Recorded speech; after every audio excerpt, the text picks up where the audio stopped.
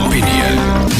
Mitra Bisnis Asosiasi Pengusaha Truk Indonesia akan melakukan aksi mogok nasional mulai hari ini dan besok buntut kebijakan Kementerian Perhubungan melarang mereka melintas di tol mulai 24 Maret hingga 8 April demi kelancaran arus mudik dan balik Lebaran 2025. Aptrindo menilai kebijakan larangan itu diterapkan terlalu lama dan bisa berdampak buruk bagi iklim bisnis dunia angkutan barang. Nah, apa komentar Anda mitra bisnis mengenai rencana mogok pengusaha truk lantaran pembatasan operasional terlalu lama dalam liburan Lebaran mendatang ini? Di 633-9160 atau WhatsApp call di 0816 924 924. Saya berharap Korlantas itu bersikap tegas, dijalankan saja aturan yang sudah dibuat, dan kalau ada bus yang melanggar tinggal ditangkap, dirajiakan, dikandangin di kantor Polres terdekat. Karena bagaimanapun ini adalah kegiatan yang studi di mana terjadi mudik besar-besaran ya di dunia ini. Tidak banyak hal ini terjadi, mungkin hanya Imlek di China, Lebaran di Indonesia, dan beberapa kegiatan di India dan seterusnya.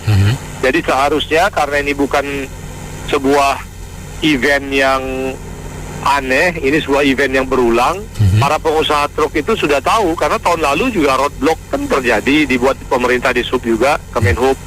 Tahun sebelumnya juga, 5 tahun sebelumnya juga, 8 tahun sebelumnya juga, 10 tahun sebelumnya juga. Sudah bertahun-tahun bahwa dengan roadblock ini diharapkan keselamatan dan kelancaran pengguna jalan itu diutamakan.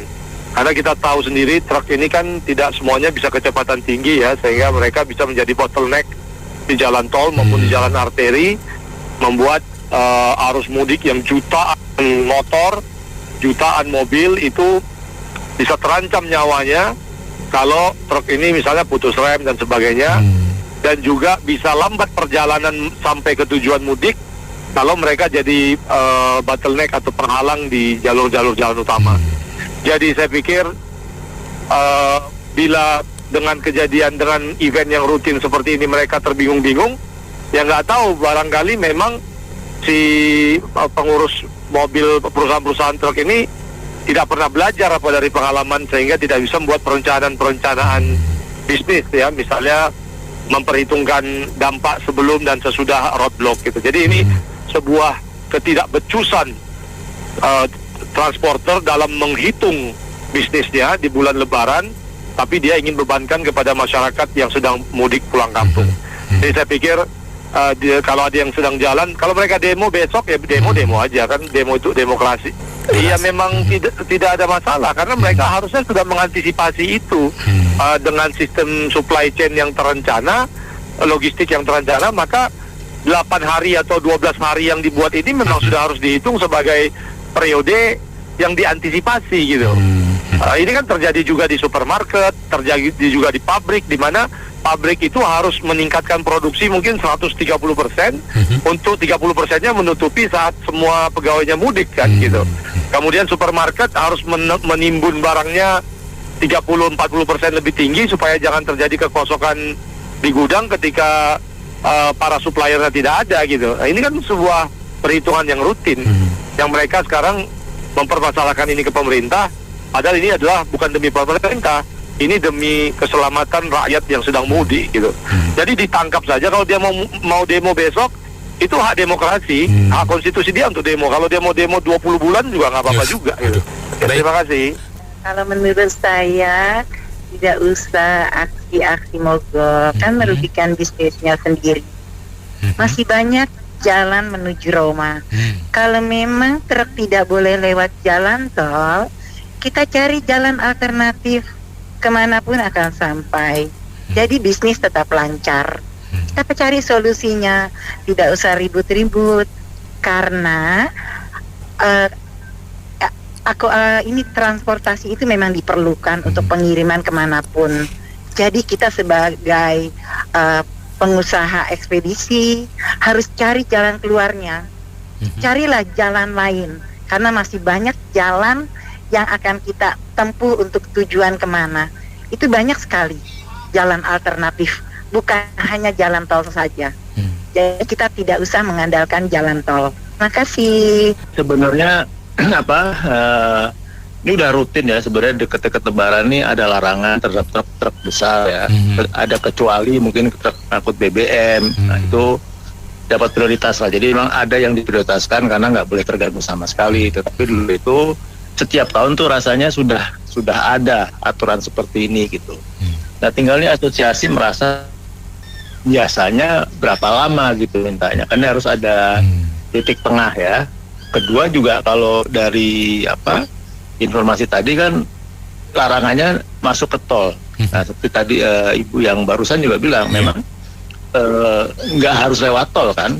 Dan memang juga kalau kita lihat kenyataannya adalah truk-truk ini sering berjalan lambat di jalan tol gitu loh, malah mengganggu kendaraan lain yang mau lebih cepat. Padahal tol kan pengennya orang mau lebih cepat gitu, tapi itu terganggu oleh truk-truk karena mungkin di overload atau mungkin karena speknya di bawah daripada standar sehingga dia tidak bisa mendapatkan kecepatan yang sebagaimana mestinya yang harus ada minimum di jalan tol gitu loh. Jadi aturan ini udah baik ya kan untuk melindungi juga masyarakat yang banyak yang mau pulang mudik gitu ya. Nah, tetapi juga untuk industri usaha gitu juga harus dijadikan jalannya gitu. Jadi bisa jalan non tol atau memang mungkin diatur lah karena kan kalau kita tahu di dekat-dekat Lebaran tuh mungkin ada H-min berapa itu nanti arus yang ke timur yang penuh. Tapi sebaliknya dari timur ke barat itu mungkin tidak sepenuh yang ke arah timur. Nah, harusnya dari kementerian juga pasti udah punya data lah soal itu gitu loh. Tinggal dioptimasi aja gitu, memanfaatkan data yang ada. Demikian. Sopir mogok itu ya hak dia lah karena dia kan nggak puas dengan itu peraturan pemerintah yang terlalu lama untuk itu melarang tol. Sedangkan kan itu kan barang diangkut pasti barang yang penting semua. Jadi seyogianya pemerintah sih harus mengevaluasi lagi. Kan Lebaran itu bukan segala-galanya. Semua ya butuh makan, semua butuh angkutan, semua butuh mengisi perut kita. Jadi sebaiknya pemerintah ya ini bukan masa kampanye lagi kan. Udah nggak perlu nyari masa. Jadi ya kita pertimbangkan lagi terus lagi itu jadi pemerintah sih. Jadi saya mendukung sopir itu mogok kalau itu hak dia sendiri. Terima kasih. Iya, regulasinya ini sebenarnya tergantung dari chiefnya ya, pimpinannya dalam hal ini Menteri Perhubungannya ya. Karena kalau diganti itu kan mereka tidak mendalami, apalagi Menteri ini baru ya. Segala regulasi itu kan tidak diketahui secara jelas, hanya ikutin anak-anak buahnya itu dampak efek dominonya nanti gimana ya kan tidak diperhatikan. Kalau petinggi pejabat itu kan hanya membersihkan yes or no aja, ikutin anak buahnya tanpa mengikuti pengalaman Menhub sebelumnya. Yuk kalau baru pertama pasti tidak tahu nih kalau kebijakan ini dampaknya gimana, kebijakan asal iya aja gitu loh. Nah ini harus diketahui, produk knowledge-nya dia nggak mengerti jelas menurut saya sih. Jadi hanya ngikutin bawahan pejabat eselon berapa di bawahnya. Nah wajar kalau supir-supir ini unjuk rasa karena mereka perlu mencari nafkah lah untuk sehari-harinya. Pengusaha pun begitu, untuk komoditi barang ini kan perlu dikeluarkan supaya bisa mendapatkan income kan, pendapatan gitu loh. Sementara angkut orang itu memang diutamakan dari dulu, kebijakan kalau barang angkut orang diutamakan, tapi angkut barang pun termasuk jenis sembako atau hal lain juga diperlukan. Jadi artinya harus ada korelasi yang baik, koneksitas yang baik. Kalau semuanya harus orang pulang mudik itu diutamakan, harus balik orang juga diutamakan, sementara komoditas penduduk yang tidak pulang kan perlu makan juga, ya kan, perlu sembako. Itu harus dipertimbangkan secara komprehensif lah. Tidak bisa harus sesuai dengan kepentingan regulasi yang penting tidak mengganggu orang yang lain disingkir, ya nggak nggak harus mutlak itu juga. Dia harus tegak lurus dengan keperluan banyak orang gitu loh. Memang negara tidak bisa mencukupi keperluan banyak orang, tapi harus mementingkan juga sampai seberapa jauh tingkat kemampuan pemerintah untuk mengkooptasi semua anggota atau warga yang terlibat, baik yang pulang mudik maupun yang tidak pulang mudik, sehingga mereka mendapatkan kesejahteraan yang luar biasa gitu loh. Perlu pertimbangan, jangan regulasi itu dibuat tanpa mengetahui efek dampak domino yang akan diakibatkan pimpinan. Kalau tidak melihat langsung ke lapangan, saya kadalin aja Pak, saya sebagai bawahan, oh iya Pak, rapi bener rapi, tapi di belakang itu banyak yang komplain gitu loh. Pemerintah kan suka tuh libur-libur, ya nggak? Gue bilang mau lu liburin sebulan juga sama aja. Kenapa? Dia udah mulai dari sekolah nih libur, ya nggak? Betul, besok. Majuin, ya nggak? Nah, kalau bapak emaknya kerjanya di swasta, emangnya pegawai negeri, ujung-ujungnya mudiknya bareng juga, bro, ya nggak? Sama aja lo mau ngatur kayak bagaimana, ujung-ujung kalau bapak emaknya bukan ASN, enggak, tetap aja mudiknya di injury time, enggak. Lo cuma ngajarin males doang, situ kan menteri, enggak, kagak usah kerja duitnya banyak, enggak. Kalau duitnya banyak, tunjangannya banyak, mudik mah kagak perlu naik mobil, enggak? Bener, naik pesawat. Naik jet pribadi tuh kayak bekas anaknya presiden, enggak? Satir lagi gua dah. Emangnya pemerintah mikirin pengusaha? Agak. Gue bilang sama pengusaha gini, jangan lu demo. Kalau lu demo masak, ajak Benny Ramadi, dia tuh cocok jadi testernya, enggak? Lu bikin surat cinta buat Prabowo, Bapak Prabowo ku tercinta, sesein ke Seskap, ke Menteri Perhubungan, semua ke partai politik, ya enggak? Sehubungan kita dapat libur 16 hari, mohon sekiranya Bapak lu memelas, ya enggak? Supaya dapat diberikan THR kepada pegawai kami. Karena kami 16 hari tidak bisa beroperasi, kan gitu, ya enggak? Saya yakin tanda tangan Bapak Prabowo bisa mencairkan APBN daripada dibegal sama pejabat, kan begitu, ya enggak? Ini cocok supaya APBN disampaikan ke yang berhak, di mana itu isinya kuli buruh sama sopir-sopir, enggak? Nah kalau begitu, wah itu tahun depan lo mau bikin libur sebulan juga kagak apa-apa, enggak? Mungkin 30 hari, enggak? Baru 16 hari, kagak genep bro, enggak? Supaya gaji plus THR-nya dibayarin juga, enggak?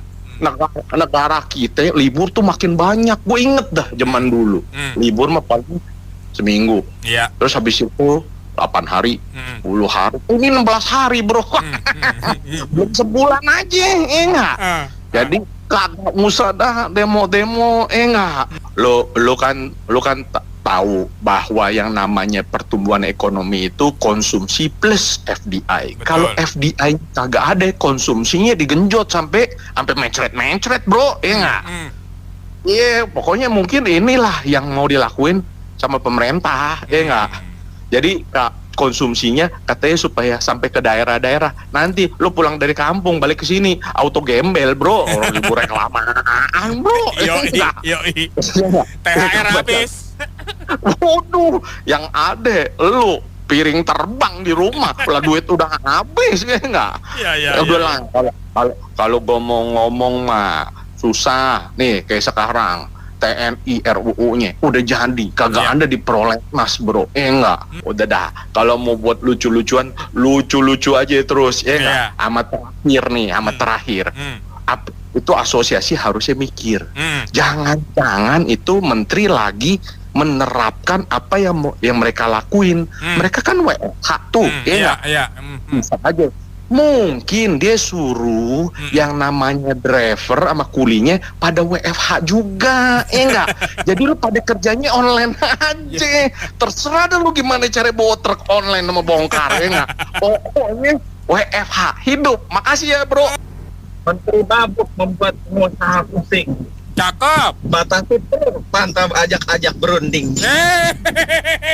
Masuk Pak Setiawan. Barang masalah pembatasan truk udah bertahun-tahun. Kenapa jadi tiba-tiba mau nambah, mau jadi populer kali ya? Mau nambah.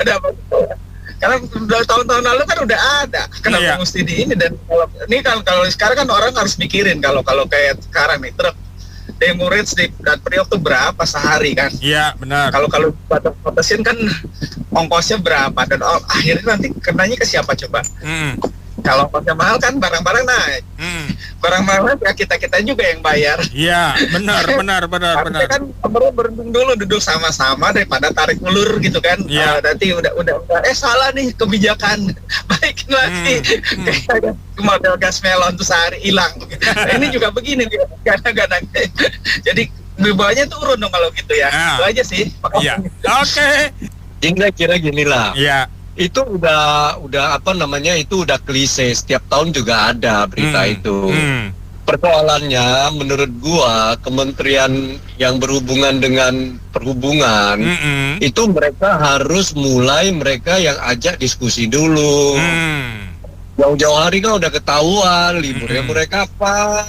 Ya bicara lah, gak usah dikit-dikit demo dah, gak demo aja kita udah pusing dengan urusan lain. Kita udah tiap hari bahas korupsi yang gak tahu mau dibawa kemana. Ini lagi demo, aduh.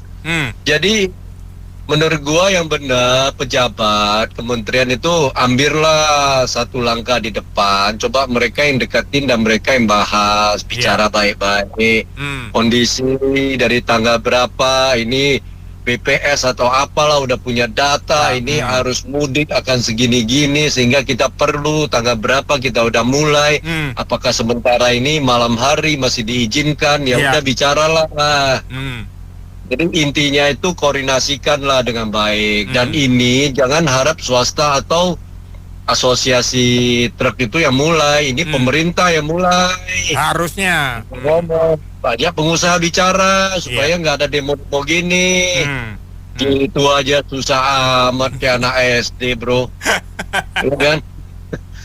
Dulu kan Gus Dur bilang gitu kan, ini mah bukan DPR, kementerian juga sama aja, kagak ada mau ngomongin. Ya nggak, bro? Jadi bolak-balik kita dikasih begini lagi, macam tema lain, bro. Tema yang itu aja, bangun penjara di luar pulau tuh, bro. Itu, bro. Oke. Bahas itu. Ya, ini kalau soal ini kan setiap tahun ya, kalau nggak Lebaran atau tahun baru pasti gitu tuh. Ya, itu selalu kami ya, kebetulan saya salah satu pelaku juga ya, report kamu dirugikan. Nah, sebetulnya sederhana kalau pemerintah mau memprioritaskan angkutan penumpang atau orang yang mudik-mudik seperti itu, tolong dibebaskan itu biaya storage-nya di pelabuhan. Ya, tolong dibebaskan. Kemudian biaya lain dibebaskan. Kalau enggak siapa yang nanggung? Sekarang ini nanggung dari pihak logistik, tracking. Customer nggak mau tahu, importer nggak mau tahu, eksportir nggak mau tahu. Tolong dikirim. Satu, kemudian semua perusahaan truk juga ada yang mau jalan, dia nggak mau jalan. Kalau jalan mereka harus dikandangin lagi, dilempar. Karena biaya kawalannya juga importir nggak mau bayar. Jadi ya nggak heran kalau sekarang saatnya mereka demo. Mohon maaf, jangan disepakkan karena ini demi kepentingan negara juga. Kalau enggak biaya logistiknya luar biasa bengkak dan kerugiannya itu luar biasa, nggak bisa dihitung. Jadi sekali lagi tolong pemerintah juga bijak ya, tolong mendesak pihak pelabuhan. Jangan kenakan storage lah, dikasih fees lah melarangan melintas. Jadi kami juga nggak usah ngangkut, nggak usah ngeluarin barang, nggak usah ngirim barang, sama-sama fair lah. Nah kemudian ya sopir juga gimana, mereka juga butuh uang kan, uang jalan itu juga bisa dipikirkan oleh pemerintah. Itu saja, terima kasih Mas. Ya, jadi di YouTube ya, itu almarhum Lee Kuan Yew. Dia itu apa ya, mengcounter aksi demo yang sempat terjadi di Singapore Islands atau Changi gitu. Pidatonya itu sangat apa, monumental gitu loh. Jadi beliau bilang gitu, loh, kalian ini bisa aja merusak reputasi, mengganggu, ya kan, bisa merugikan secara finansial. Oke, pilihannya cuma dua. kalian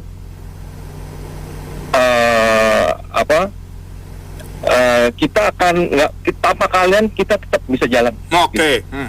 Ya. Emang mungkin 1-2 hari terganggu, tapi kita pasti akan jalan. Kali balik lagi kerja seperti biasa dan kita ngomong duduk yang benar, ngomong begitu. Langsung butuh sekitar mungkin mereka yang demo-demo itu sekitar berapa menit, 1 jam. Akhirnya mereka tahu mereka kayaknya nggak bakal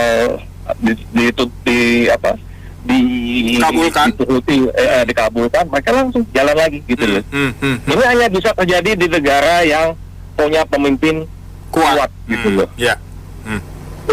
Jadi kayak kasus ini kan mungkin yang berhubungan ini mungkin jangan langsung ke Pak Prabowo langsung lah ya, terlalu tinggi. Mungkin Menteri Perhubungannya dulu. Nah, benar. Gitu loh.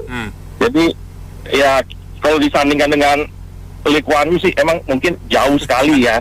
Cuma kita lihat ini demo-demo kayak begini gitu loh, yang istilahnya mereka mesti punya argumen yang kuat gitu untuk bisa didengar dan disadari lah oleh yang di atas gitu loh. Ya, jadi jangan semua serta-merta hanya mementingkan mungkin biaya-biaya dan lain-lain gitu ya. Lagi ya pihak pemerintah juga jangan seenaknya juga gitu. Betul. Mesti pikirin apa yang terjadi di dunia bawah. Karena makin kesini makin aneh. Kayak contoh yang provider kayak Gojek, Grab gitu disuruh kasih THR, ya kan oleh Menteri Tenaga Kerja. Itu kan juga salah satu bentuk yang aneh sebenarnya gitu. Ya itu aja sih Pak. Oke. Tahannya gimana? Apanya? Ya gitu-gitu aja. Mau demo lah, mau diapain sih? Terus lu ada mau mogok, udah biarin aja. Emang ini seharusnya jadi momentum ya. Setiap tahun kan begitu terus. Ya gitu-gitu aja, udah mau mogok setahun juga bodo amat gitu. Paling kan pajaknya ya susah gitu kan. Ya cukainya ya ribet-ribet aja dikit gitu kan. Harusnya nih momentum ya. Kita pemerintah tuh memikirkan jalur transportasi lain gitu. Karena kita kan banyak sungai ya katanya ya. Iya, betul. Ya kan, sampai bikin banjir kan. Lalu tahu nggak kenapa nih tahun ini kita selalu banjir? Kenapa? Ya ini karena ini tahun ular bro. Ya kan, ular itu identik dengan wanita cantik kan. Buset. Iya benar kan. Wanita cantik yang suka bikin banjir. Enggak ular putih. Iya kan. Ya itu namanya wanita cantik yang suka bikin banjir gitu loh. Semoga kenapa kita banjir. Ya, jadi maksud gue gini, balik lagi mungkin pemerintah harus memikirkan gitu transportasinya jangan lewat darat mulu. Lewat kali juga bisa gitu. Coba kalinya dibersihin, diberesin ya kan. Siapa tahu ya kan ada jalur baru ya kan. Ya gitu aja sih bro. Menurut saya emang gue pikirin mau pengusahanya demo, mau supir-supirnya demo, malah bagus buat saya yang kadang hilir mudik ke urusan proyek apa kemana-mana kerjaan nggak macet. Kalau bisa lu demonya siang aja, kalau mau keluar malam biar nggak macet. Karena penyebab macet-macet di jalan itu rata-rata kan Mbak tahu ya, supir-supir yang jalannya slow, muatannya banyak, terus nyantai-nyantai. Udah itu, ya itu kita bisa lihat sendiri. Bahkan di pintu tol aja kita mau buru-buru aja mereka dengan santai gitu, nggak kita lagi nguber waktu atau gimana. Karena sumber kemacetan kalau kita berlalu lintas itu kita lihat aja, banyak kan supir-supir truk. Jadi menurut saya mau demo silakan aja. Nah, menurut kebijakan pemerintah ya cutinya panjang, menurut saya udah informasikan sebelumnya di sesi pagi ya. Akan ibaratnya itu akan tercipta ekonomi baru, Mbak. Nah, kalau misalkan dipikir-pikir kan pengusaha itu pintar-pintar. Kalau misalkan mereka mau, mereka tuh bisa nyewa gudang di daerah-daerah yang tempat dia banyak tujuan untuk ekspedisi. Kalau misalkan mereka juga kan akan cipta ekonomi baru dengan banyaknya armada logistik sewaan di daerah tersebut gitu. Jadi menurut saya nggak usah menjadi beban pikiran lah, atau kalau misalkan mereka tidak diperbolehkan untuk bara-bara tersebut ya, bisa dilakukan awal-awal sebelum lebaran dong, dengan menyewa gudang di tempat tujuan mereka tersebut. Kalau udah nyampe tujuan tersebut, mereka mau lansir dengan mobil-mobil kecil, itu saya rasa tidak ada larangan dari pemerintah. Jadi dengan begitu akan tercipta ekonomi baru di daerah tersebut. Jadi menurut saya ya pemerintah harus lebih pintar. Jadi jangan dibuat mati oleh aturan. Pemerintah harus lebih cerdas lagi, gitu aja. Terima kasih. Mbak siapa nih? Dengan Mary, Pak Agus. Oke, selamat siang Mbak Mary. Selamat siang. Sebenarnya kan kebijakan truk besar gitu ya, nggak boleh lewat di jalur tol ataupun jalur yang utama itu udah setiap tahun kan. Betul. Sudah rutin gitu. Nah sekarang tinggal kita lihat aja selama ini berapa lama sih mereka nggak boleh lewat di situ kan gitu. Kan masih ada kecuali truk BBM dan truk apalagi yang boleh lewat kan ada pengecualian juga gitu. Nah sekarang mungkin kalau dianggap terlalu lama ya, sekarang tinggal terlalu lamanya berapa hari dibanding yang umum itu. Artinya kan bukan kebijakan yang mendadak gitu loh. Jadi juga jangan pengusaha juga jangan terlalu reaktif juga gitu. Ini udah kondisi lagi nggak bagus, mau demo dan ini kan tambah terpuruk kita nanti gitu loh. Jadi lebih bijak lah kita gitu. Dan kedua mungkin kan juga kenapa nggak lewat yang non-tol kan gitu. Toh juga kadang-kadang kita lihat truk-truk kita ini mohon maaf tuh kalau di tol tuh lambat kan gitu. Ya kan kita tahu sendiri lah. Kadang truk-truk kita tuh banyak yang overload sehingga akhirnya nggak bisa kemampuannya itu nggak bisa kadang mau di bawah kecepatan minimum yang dianjurkan di jalan tol kan gitu. Sering bikin macet malah kan gitu. Nah itu kan fakta gitu. Ya nggak, artinya ya sudah kalau misalkan boleh lewat nggak jalan tol, kenapa nggak mesti lewat tol kan gitu. Ya kan, dan sebenarnya juga dari otoritas lah, dari pengelola tol ataupun perhubungan juga bisa lihat misalkan tol itu peaknya di tanggal berapa aja kan, nggak sepanjang dari tanggal 24 Maret sampai 8 April kan penuh terus kan, nggak juga gitu kan.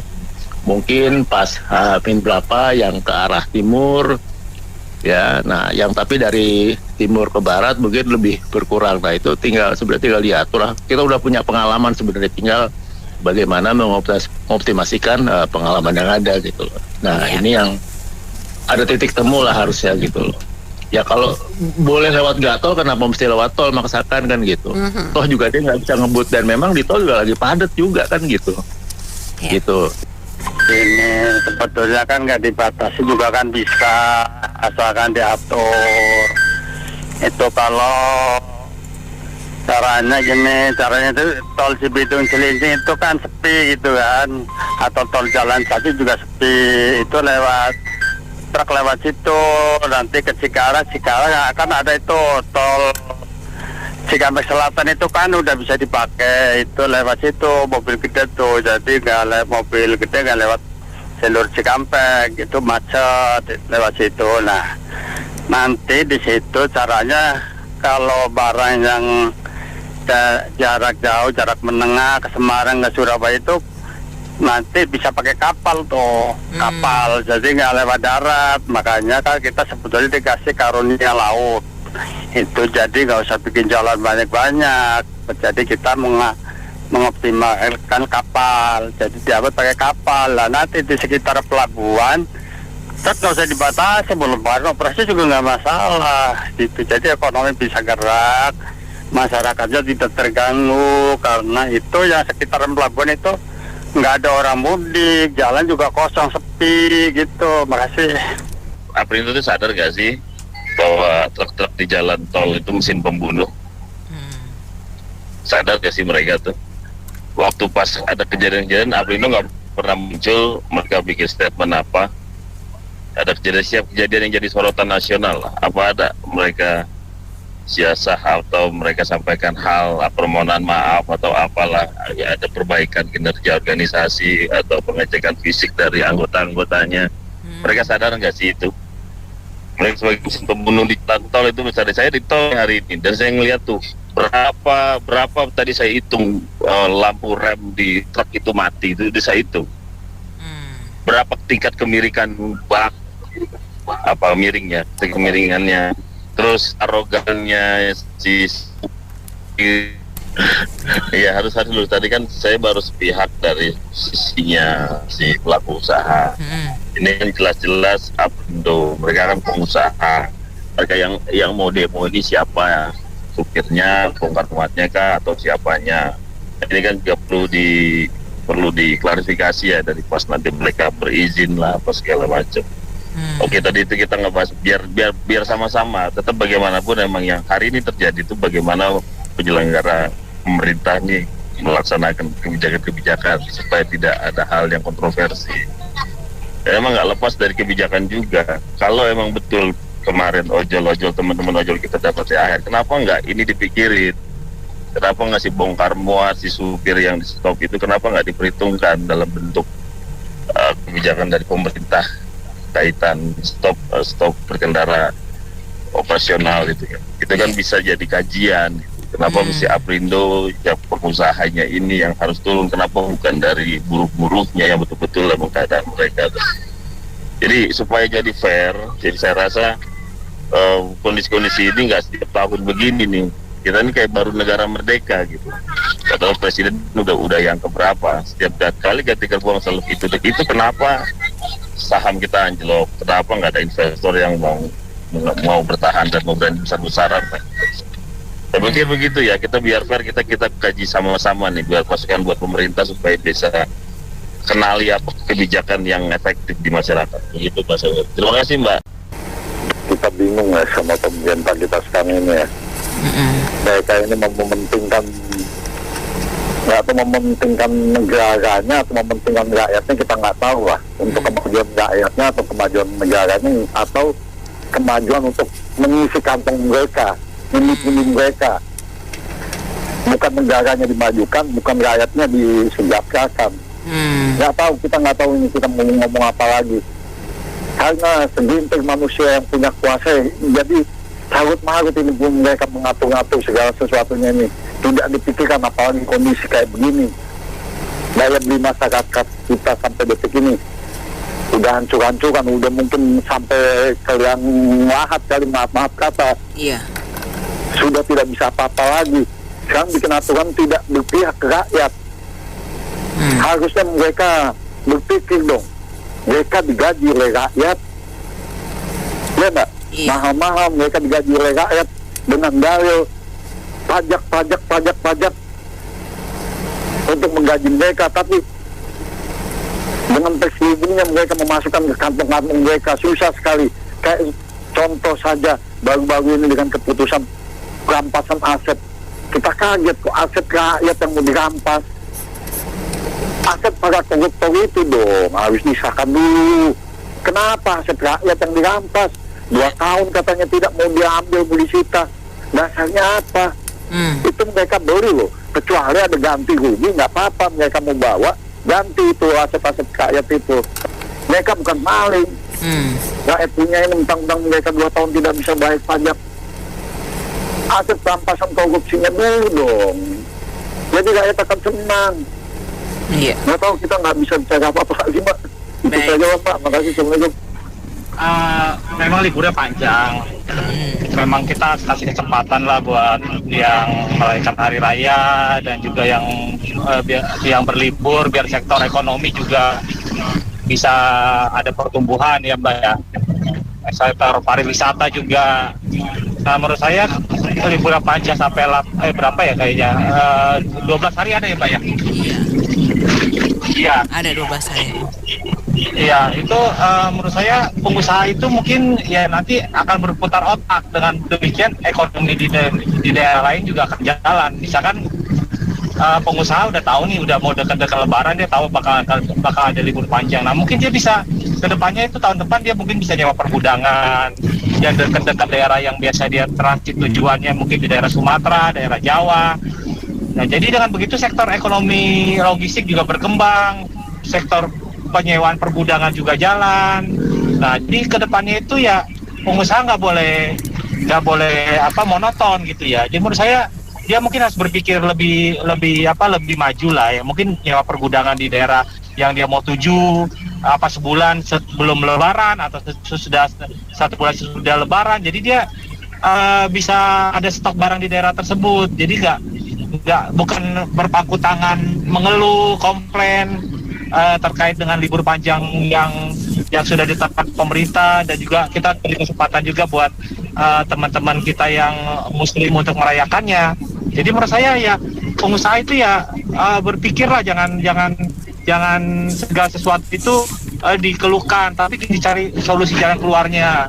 Jadi menurut saya ada sisi positifnya. Jadi dengan adanya libur panjang ini, pengusaha itu akan berpikir ulang untuk menyetok barangnya gimana, dan juga di daerah itu nanti akan tercipta sentra-sentra perekonomian baru seperti pergudangan, akan tumbuh industri pergudangan, logistik, juga persewaan pergudangan.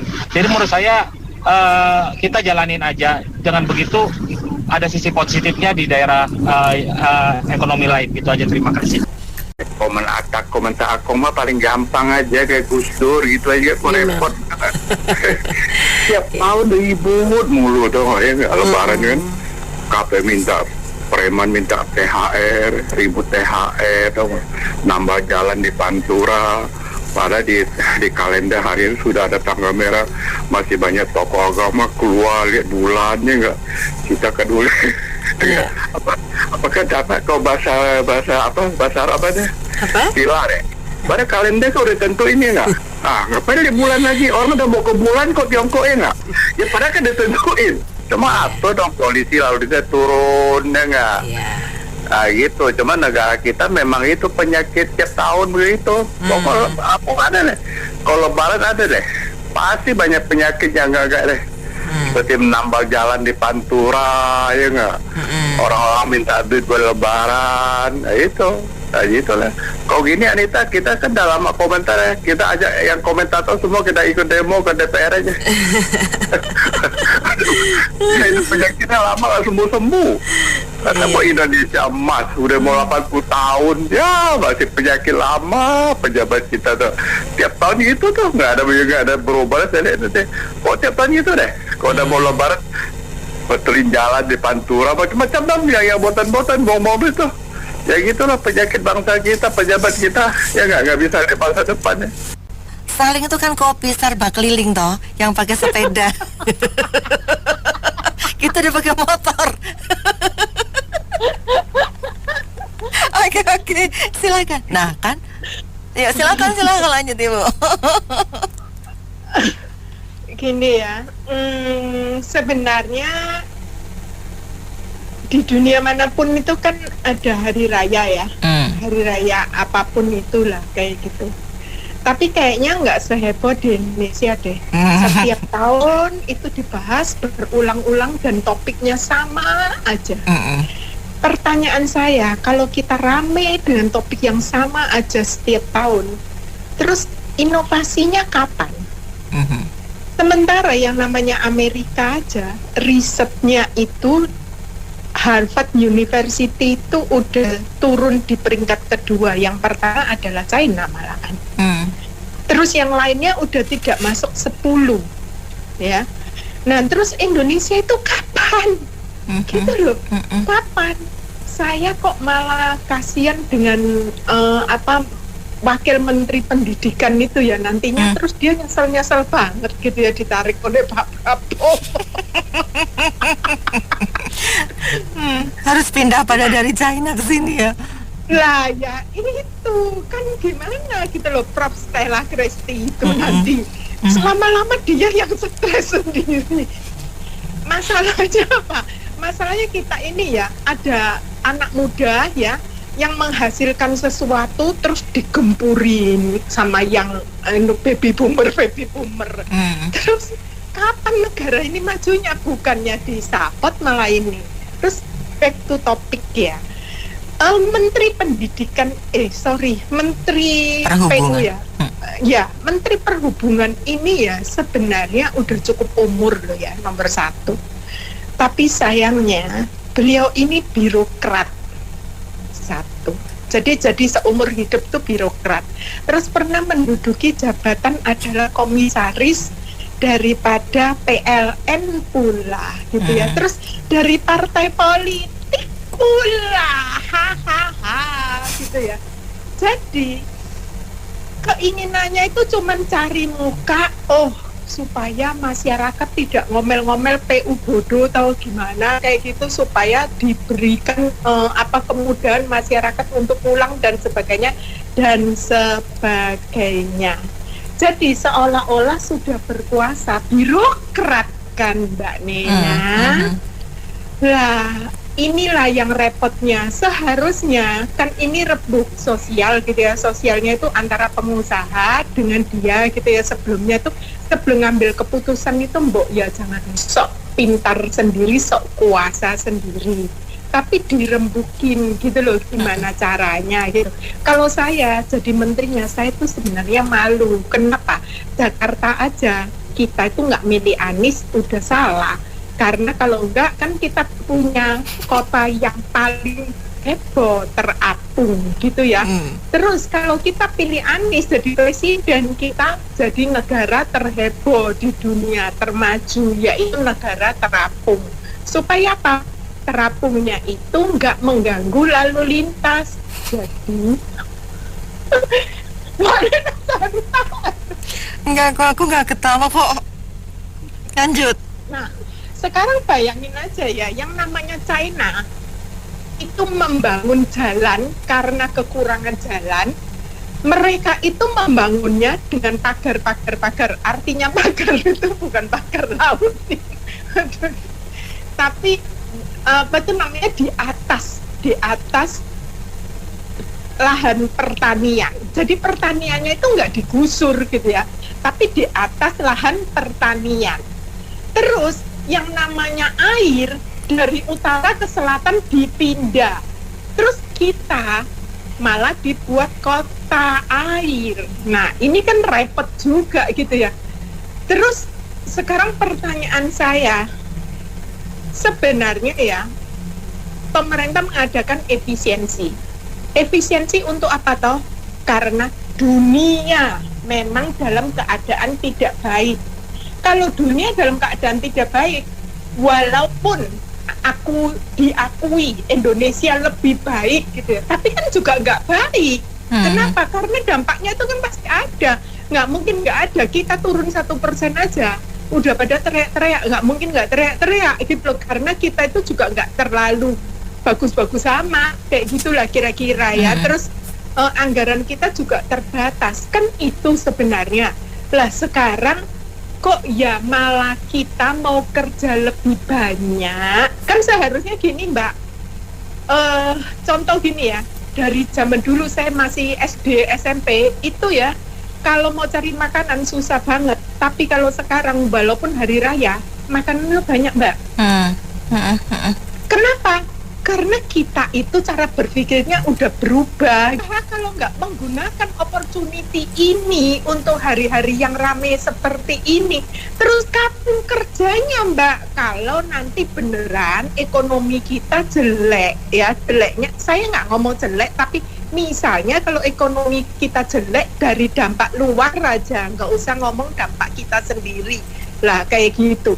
Lah saya bingung ya, kalau saya mau marahin Pak Prabowo, masa sih setingkat menteri yang lulusan ya nggak tahu S8 atau S9 itu, masa cuman urusan hal sepele gini terus harus izin kayak gitu, izin Pak kayak ajudan aja. Kan aduh gimana ya. Lah kan kalau sekarang pengusaha nggak boleh kerja lebih banyak, terus kapan cari uangnya, kapan untuk menutup kekurangan dan kekurangan. Itu nomor 1. Nomor 2, mikir nggak ya, kalau kita libur 3 minggu 1 bulan aja nggak apa-apa kok Mbak. Tapi apakah luar negeri mau ngerti kalau kita libur 1 minggu 1 bulan? Nggak ngerti kan, nggak mau tahu kan. Lah terus ekspor kita gimana? Kan seharusnya mereka tuh mikir sampai di situ. Kalau nggak kepikir, oke lah. Kalau nggak kepikir, it's okay, nggak masalah. tapi mbok ya rembuk dulu gitu loh, sebelum ambil keputusan daripada salah, rembuk dulu. Makin banyak pemasukan itu kan nggak apa-apa. Namanya juga kita ini bukan manusia yang sempurna kan. Beri masukan ya kita pikirin dong apa dampaknya. Kan kalau enggak, lu nggak bisa berpikir luas. Kalau lu birokrat karena apa, seumur hidupnya enak, kerja nggak kerja pokoknya terima setor absensi dan terima uang. Lah ini yang repot kan. Terus ditambah lagi, belum lagi yang para dosen-dosen demo gara-gara nggak terima tukin ya kalau nggak salah. Lah ini kan ya lucu juga kan, kayak gitu-gitu lah Mbak. Aduh nggak tahu deh, pokoknya duit aja. Terima kasih. Iya, ini kebijakan tentang supir truk tidak boleh lewat tol ya harusnya di evaluasi lagi sepertinya. Karena kan kita tahu perusahaan truk ini terutama yang sembako atau yang bukan sembako itu kan sempat mengalami pungli ya di jalan ya, di tengah jalan, apalagi bukan jalan tol. Jadi kalau mereka lewat jalan tol itu ada unsur amannya sebentar karena lewat tol. Tapi begitu keluar ya tidak tahu ya, itu tetap kena pungli kelihatannya. Cuma kalau tidak lewat tol itu mereka kena pungli lebih banyak Mbak kalau lewat jalan biasa. Itu memang seperti itu di negara kita kemungkinannya.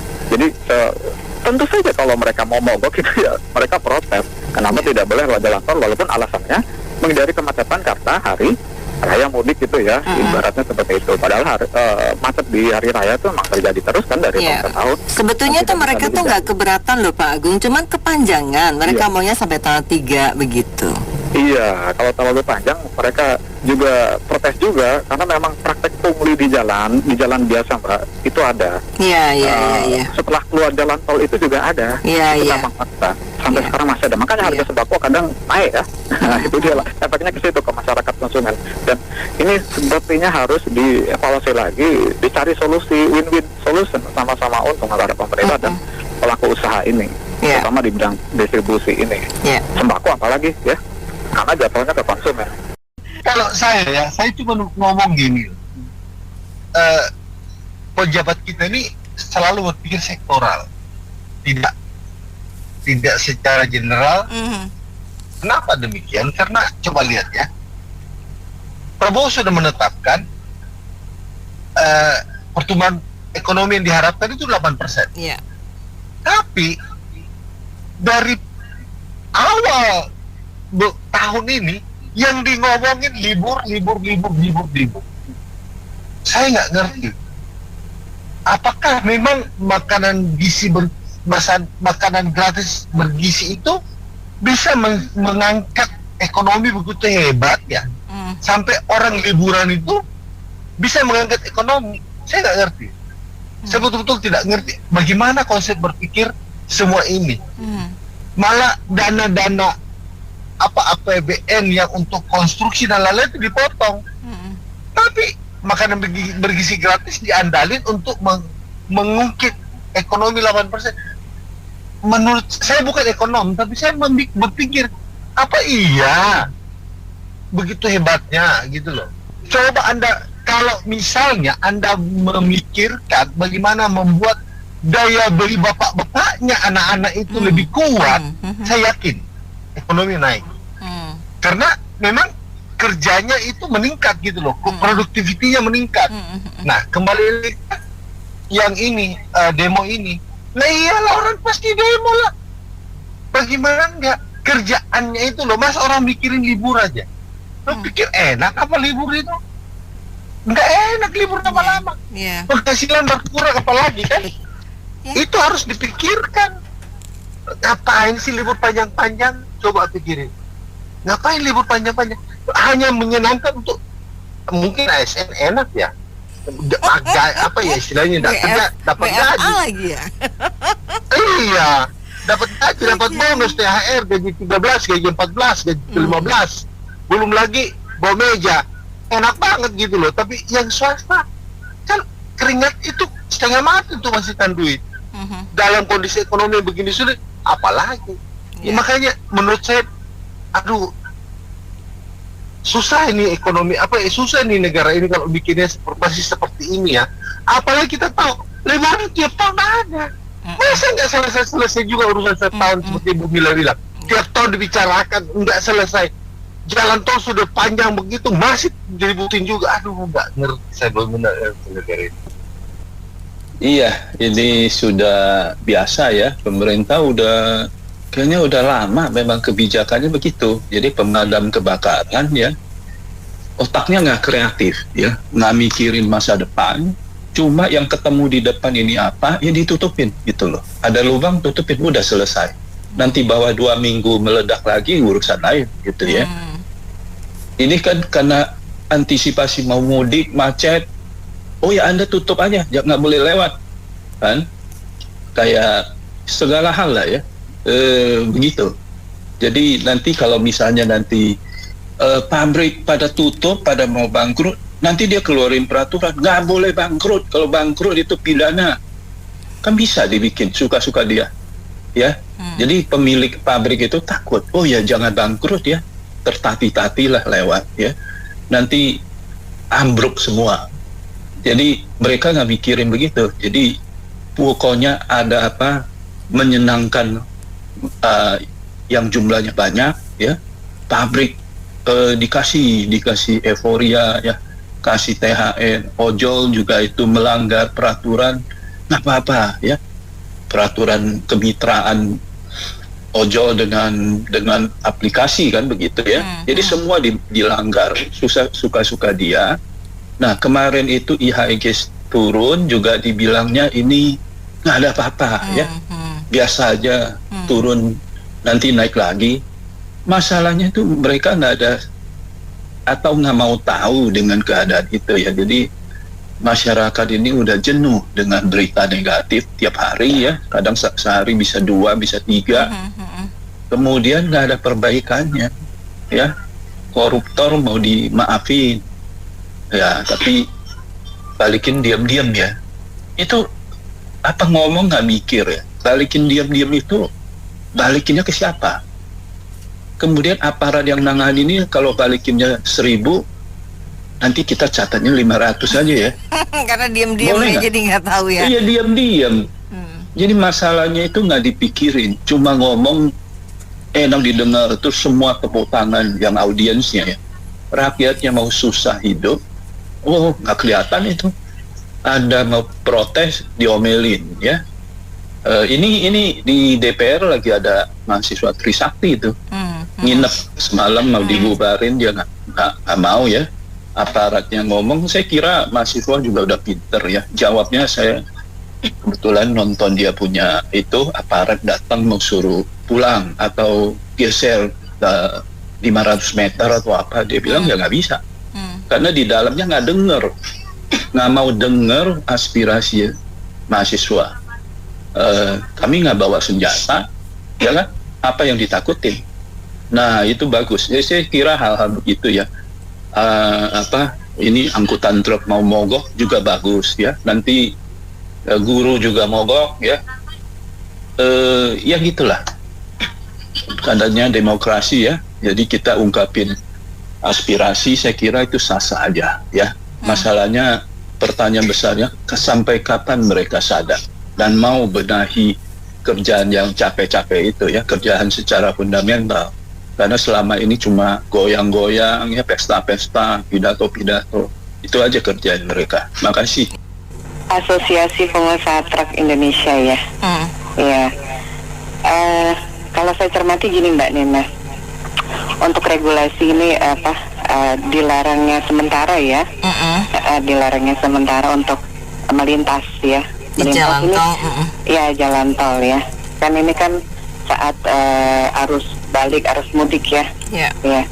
24 sampai tanggal 8 kalau saya hitung itu 14 hari ya, 2 minggu ya. Ini memang dikhawatirkan berbenturan, tapi seharusnya ada win-win solution ya. Kalau sekarang kalau mau demo itu memang kalau demo yang mau demo masak, mau demo apa ya Mbak Nina, itu ada aturannya gitu ya. Memang sudah ada payung hukumnya ya. Jadi sudah ya semua warga negara diberi kebebasan untuk menyatakan kebebasan berpendapat ya, aspirasinya itu memang sudah ada jaminan ada payung hukumnya. Jadi saya rasa kalau untuk demo asal tertib ya, kondusif, saya rasa nggak masalah ya, kan kita bebas menyatakan aspirasi ya. Cuma kalau untuk timingnya memang kalau dirasa, kalau bisnis itu kan perputaran ya Mbak ya, time is money ya. Jadi mungkin satu hari aja mungkin mereka udah hitung-hitungan nih, cuan gue hilang berapa nih gitu. Betul. Betul ya. Jadi berputar dengan waktu gitu. Jadi memang kalau saya rasa mungkin ada solusi yang bijak ya, win-win ya. Jadi kalau memang tidak boleh melintas jalan tol, mungkin ada jalan alternatif lain atau bagaimana gitu ya Mbak ya.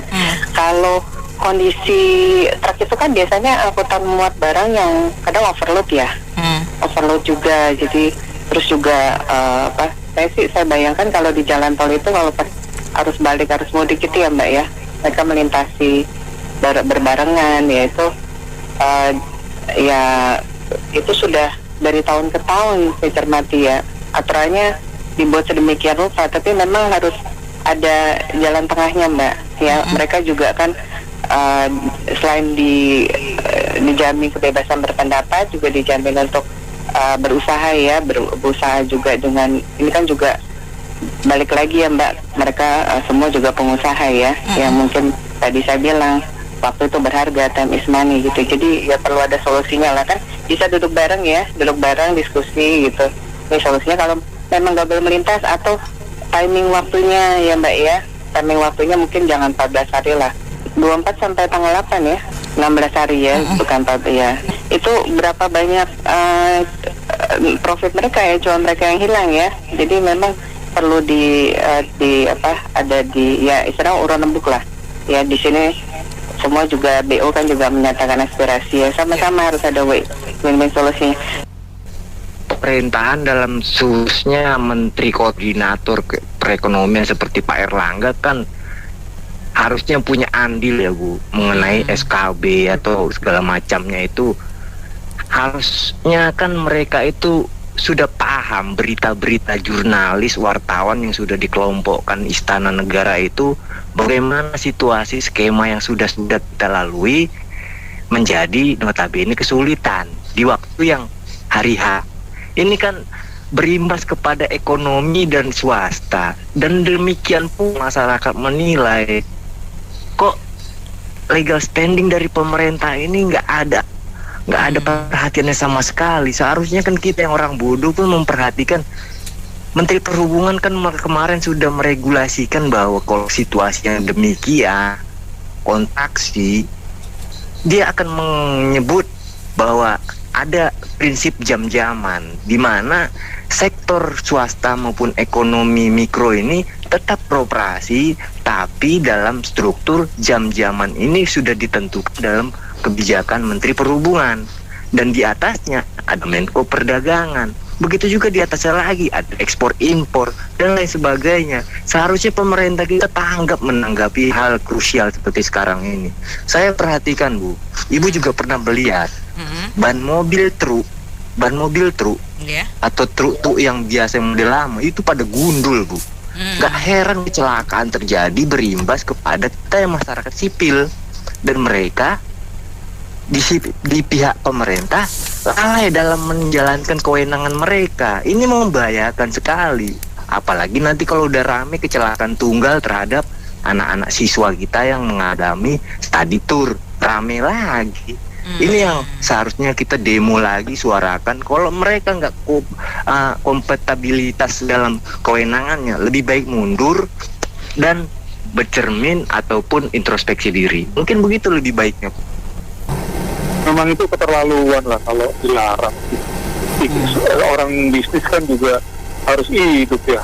Iya. Apalagi kita udah tahu PHK seabrek-abrek ya.